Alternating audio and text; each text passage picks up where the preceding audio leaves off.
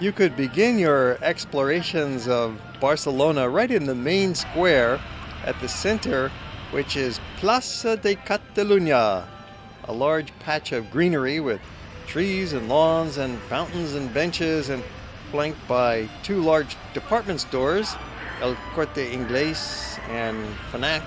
Barcelona's modern shopping district is just north, and the old town is just south.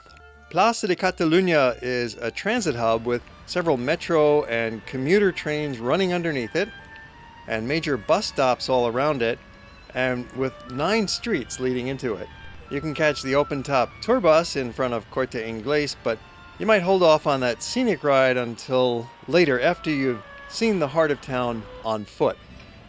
Stroll from Catalunya just south along the famous Rambla, a broad pedestrian promenade that extends from the southwest corner of the square and continues for 3/4 of a mile down to the waterfront, and it ends in a large column in honor of Columbus.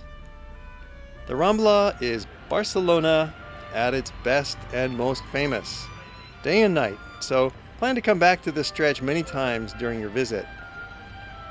The Rambla is always busy with people walking along, stopping and chatting with their friends and neighbors. There's flower shops and newsstands, and along the sides of the street you've got your bars and cafes, and it's really alive with activity throughout the day and night, making this one of the top venues for strolling in all of Barcelona. And there's some excellent hotels along the Rambla and a variety of prices that offer some good choices for a central home base. One hotel here that we enjoyed is the Citadine, which is part of a French hotel chain, and they are somewhat unique in that they are an apartment hotel where you have pretty good prices, a very nice breakfast included with the room rate. It's nice and clean and modern, and many of the rooms are set back from the main road. Very quiet, very comfortable here. And being an apartment hotel, they have a little kitchenette in the room, and they do not give you daily maid service, so there's cost savings involved there that's reflected in their reasonable prices. So Citadines is one of many good choices you can make on hotels in Barcelona. We also found the Hotel Cologne to be an excellent hotel. It's a 4-star hotel facing the cathedral right in the heart of the Gothic Quarter, a few blocks over from Rambla, and we'll get you there in a little bit in the program once we get over to the cathedral, which is coming right up. Now, there's a lot of lanes that extend out from the Rambla into the old town, and nearly all of these are for pedestrians only, so you can just take the plunge. Rather than walking the entire length of the Rambla straight down to the waterfront, you might detour into the Gothic Quarter and explore this goldmine of little lanes. Half the fun of this experience really is just wandering around and getting a little bit lost, although it's always helpful to have a map and a general itinerary for guidance.